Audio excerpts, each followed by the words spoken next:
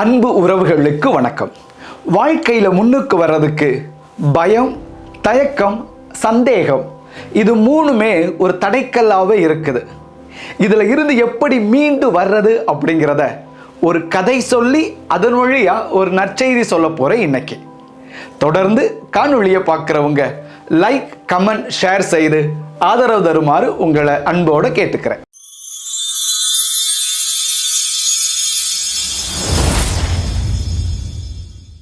அன்புக்குரியவர்களே, ஆமையும் அரக்கனுங்கிற தலைப்பில் உள்ள இந்த சிறுகதையை எழுதினது பேதுரோ பாப்லோ சக்ரிஸ்தான்கிற ஸ்பெயின் நாட்டுக்காரர். ஸ்பானிஷ் மொழியில் எழுதி அவரே ஆங்கிலத்திலேயே மொழிபெயர்த்தாரு. தமிழில் மொழிபெயர்த்தது உங்கள் அடியேன். சரி, கதைக்குள்ள போலாமா? ரொம்ப வருஷத்துக்கு முன்ன கடல்ல ஒரு கப்பல் போய்கிட்டே இருந்தது. சந்தோஷமா அந்த கப்பல் போய்கிட்டே இருக்கும் பொழுது திடீர்னு பெருங்காற்று, கப்பல் அப்படியே அலைபோதி அப்படியே தடுமாறுது. ஒரு கட்டத்தில் அந்த கப்பல் அப்படியே உடைஞ்சு அப்படியே தண்ணிக்குள்ள மூழ்க ஆரம்பிச்சிருது. கடலுக்குள்ள அந்த கப்பல் மூழ்க கப்பலில் இருந்த ஒரு ஆமை இப்படி எட்டி பார்க்குது. எங்கேயாவது தப்பிச்சு போறதுக்கு வழி இருக்குதான்னு பார்க்கையில் 3 பக்கமும் நீர் சூழ்ந்து இருக்குது. ஒரே ஒரு பக்கம் மட்டும் அதற்கு நிலப்பகுதி தெரியுது. மெல்ல நீந்தி அந்த நிலப்பகுதிக்கு போயிடுது. இந்த நிலப்பகுதியை சுற்றி பார்க்குது. வேறு எந்த உயிர்களுமே அதுக்கு இல்லை. தான் மட்டுமே தனியாக இருக்கிற மாதிரி ஒரு பயம். என்ன பண்ணுறதுன்னு தெரியல. தள்ளி தூரத்தில் பார்க்குது. உயரமா அப்படியே பெருசா மேடு பள்ளமா மலை ஒன்று இருக்குது. அந்த மலையை நோக்கி ஒரு ஒத்தையடி பாதை போகுது. இந்த ஆமை சரி, இந்த ஒத்தையடி பாதை வழியா போனோம்னா மலைக்கு அந்த பக்கம் போயிடலாம், ஏதாவது சாப்பிட கிடைக்கும் நம்பி அந்த பாதையில் அப்படியே மெல்ல ஊர்ந்து போகுது ஆமை. அப்படியே மலையில் மெல்ல ஏறுது. அப்படியே மலையில் ஏறி அப்படியே உச்சி பகுதிக்கு வரும் பொழுது மலை முழுக்க பனி, அப்படியே குளிருது. அதுக்கு என்ன செய்யறதுனே தெரியல. ஆனாலும் அந்த அந்த குளிரை அப்படியே தாங்கி மெல்ல அப்படியே கடந்து அந்த மலைக்கு அந்த பக்கம் அப்படியே இறங்கி தொடர்ந்து போகையில் பார்த்தா அங்கே ஒரு தூரத்தில் அப்படியே ஒரு சந்து மாதிரி இருக்குது. அதுக்குள்ள ஒரு பெரிய பூதம், ஒரு அரக்கன் அங்கே நிற்கிறான். அப்படியே இதுக்கு அந்த பக்கம் போகவே முடியல. அதை பார்த்த உடனே அப்படியே விக்கித்து போய் அப்படியே நிற்கிது. போகலாமா வேணாமான்னு தயக்கம், ஒரு பயம். அது உள்ள அந்த அரக்கன் எதுவும் பண்ணிடுவானோ அப்படிங்கிற பயத்தோடு கூடிய சந்தேகம். ஃபியர், ஹெசிடேஷன் அண்ட் டவுட், இது 3 அந்த ஆமைக்கு அப்படியே சேருது. சுற்றி பார்க்குது. அப்படியே அந்த பனியில் உறைஞ்சு என்னமோ உயிர்கள்லாம் ஏற்கனவே செத்து கிடக்கிறது போல தெரியுது. அப்போ ஏற்கனவே இங்கே உயிர்கள் இருந்திருக்குது. இந்த பாதையில் போன அந்த உயிர்களை அந்த அரக்கன், அந்த பூதம் ஏதோ கடிச்சு சாப்பிட்டு கொன்று போட்டுக்குன்னு பயம். அப்படியே ஆமை தன்னுடைய தலையை கூட்டுக்குள்ள வைக்க பார்க்குது. ஆனாலும் வழியிலேயே பசிக்குதே, என்னதான் ஆகுது போய் பார்ப்போம். ஒரு வழி இல்லைன்னு சொல்லி துணிஞ்சு அந்த ஆமை மெல்ல அப்படியே போகுது. அந்த பாறையில் அந்த சந்து மாதிரி இருக்கிற பாதை அந்த பக்கத்தில் போயிடுது. பக்கத்தில் போன பாடு தான் ஆமைக்கு தெரியுது அது பூதமும் இல்லை, அரக்கனும் இல்லை. அந்த இடத்துல இருக்கிற ஒரு வகையான ஒரு பாறை. அந்த பாறை தூரத்துல இருந்து பார்க்க அரக்கன் மாதிரி இருந்திருக்குது. ஆனால் அது அரக்கன் இல்லை, அது பூதம் இல்லை. அப்புறம் அந்த சத்தம் எங்கே வந்துச்சு? அந்த பூதம் கத்துன மாதிரி இருந்துச்சுல்ல, ஊ அப்படின்னு. அந்த சத்தம் எங்கேருந்து வந்துச்சுன்னா அந்த பாறை இடுக்குல காற்று வந்ததுனால அந்த சத்தம் வந்திருக்குது. இப்போ அந்த ஆமை ரொம்ப தைரியமா மெல்ல அப்படியே கடந்து அந்த பக்கம் போய் சந்தோஷமா வாழ்ந்ததா அந்த கதை முடியுது. அன்புக்குரியவர்களே, வாழ்க்கையில் பல நேரங்கள் நாம் ஜெயிக்க முடியாமல் போகிறதுக்கு காரணமே இந்த பயம், தயக்கம், இந்த சந்தேகம்தான். இன்னைக்கும் கூட நம்ம பிள்ளைங்களை ஒரு நகரத்துக்கு படிக்க அனுப்புறதுக்கோ இல்லை வேறொரு மாநிலத்துக்கு அனுப்புறதுக்கோ வேறொரு நாட்டுக்கு அனுப்புறதுக்கோ பெற்றோர்கள் இப்படி இழுத்து பிடிச்சிட்டு என்ன சொல்லுவாங்க அப்படின்னா, எனக்கு பயமாக இருக்குது, உனக்கு எப்படி தனியாக விடுறது, எனக்கு சந்தேகமாக இருக்குது, உன்னால் அங்கே ஜெயிச்சிட முடியுமா அப்படின்னு.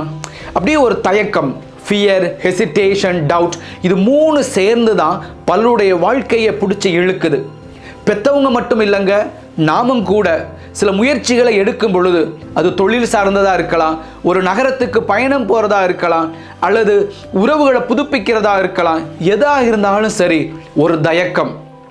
நம்ம போய் பேசினா அவன் பேசுவானா பேச மாட்டானா, நம்ம சொல்றதை அவன் புரிஞ்சுக்கிறானா புரிஞ்சுக்கிற மாட்டானா, இப்படியே ஒரு தயக்கமும் கவலையும் பயமும் சேர்ந்து நம்ம பின்னோக்கி இழுத்துக்கிட்டே இருக்குது. ஆனால் துணிஞ்சு போனோம் அப்படின்னா தான் நம்மளால் சவாலை சந்திக்க முடியும். இதுக்கு அற்புதமான நற்செய்தி விவிலியத்திலே இருக்குங்க. விவிலியத்தில் நீங்கள் பழைய ஏற்பாட்டு தொடக்க நூலுக்கு போனீங்க அப்படின்னா அங்கே யாக்கோபு பார்ப்போம். யாக்கோபுக்கு 12 பிள்ளைங்க. ரூபன், சிமியோன், லேவி, யூதா, தான், நெப்தலி, காத், ஆசேர், இசக்கார், சாபுலோன், யோசேப்பு, பெஞ்சமின். வாவ், 12 பேரை கரெக்டாக சொல்லிட்டேனா? பள்ளிக்கூடத்தில் படிக்கிற காலத்தில் மறைக்கல்வி புத்தகத்தில் இது மனப்பாட பகுதியாக இருந்தது. இந்த 12 பெயர்களும் அப்போ படித்தது இன்னைக்கு வரை ஞாபகத்தில் இருக்கு. இப்போ யோசேப்பு 11வது குழந்தை.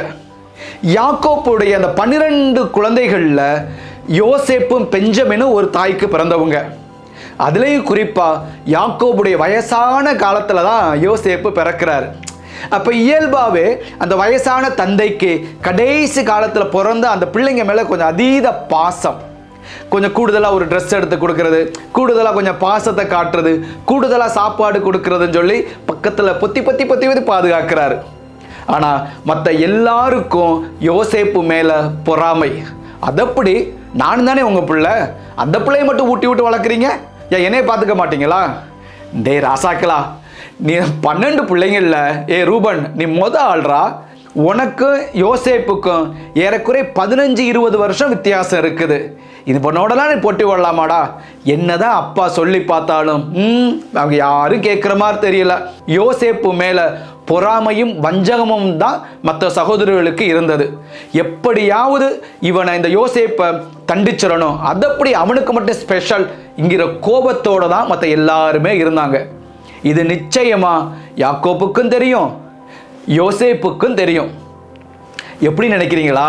விவிலியத்திலே ஒரு பகுதி இருக்குது, இவங்க எல்லாம் இவர் மேல கோபமா இருக்கிறது தெரிஞ்சு யாக்கோபு அனைத்தையும் மனசுல இருத்தி வைத்திருந்தார் அப்படின்னு இருக்குது. எப்படி அன்னை மரியாள் எல்லாத்தையும் பார்த்து மனதில் இருத்தி சிந்தித்தார் அப்படின்னு இருக்குல்ல, அதே மாதிரி யாக்கோபு எல்லாத்தையும் மனதில் இருத்தி சிந்தித்தார் அப்படின்னு இருக்குது. இவ்வளவும் தெரிஞ்சோம் மற்ற பிள்ளைங்களுக்கெல்லாம் யோசேப்பை பிடிக்கலைங்கிறது தெரியுது, அன்னைங்களுக்கெல்லாம் என்னைய பிடிக்கலைன்னு யோசேப்புக்கும் தெரியுது.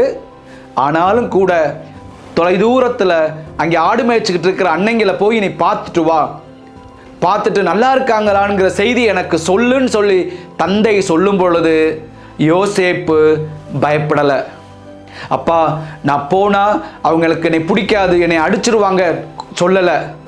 அப்பா தூரமாக இருக்கிறாங்க, எனக்கு எப்படி வழி தேடி போகிறதுன்னு தெரியலை, சந்தேகத்தை சொல்லலை, தயங்கலை. அப்பா சொல்கிறாரு, நான் கேட்குறேன். யோசேப்பு போக ஆரம்பித்தார். அதுக்கப்புறம் கதை உங்களுக்கே தெரியும். யோசேப்புவை கொலை செய்ய நினைக்கிறாங்க. எதுக்குப்பா இரத்தப்பழி? கிணத்துல தூக்கி போடுறாங்க. திரும்ப எதுக்குப்பா இரத்தப்பழி? இந்த வியாபாரி வராங்க, வியாபாரிட்ட வித்துருங்கிறாங்க. எல்லாமே நடக்குது.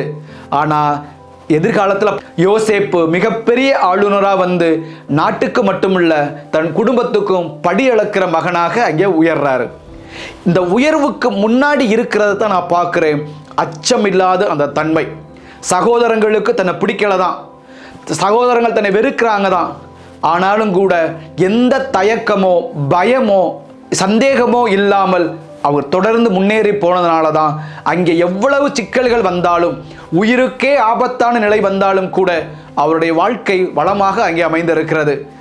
ஆமை எப்படி துணிந்து சென்றதோ அது அங்கே வெற்றியை கண்டது. எப்படி யோசேப்பு துணிந்து சென்றாரோ அங்கே வெற்றி கிடைத்தது. நம்முடைய வாழ்க்கையிலும் அச்சமில்லாமல், தயங்காமல், சந்தேகப்படாமல் தொடர்ந்து முன்னேறினோம் என்றால் நம்முடைய வாழ்க்கையும் ஆசீர்வாதமாக இருக்கும். ஆசீர்வாதத்தோடு வாழ்வோம், ஆசீர்வாதத்தை மற்றவர்களுக்கும் பகிர்ந்தளிப்போம். இந்த நாள் உங்களுக்கு மகிழ்வான நாளாக அமைவதாக. God bless you.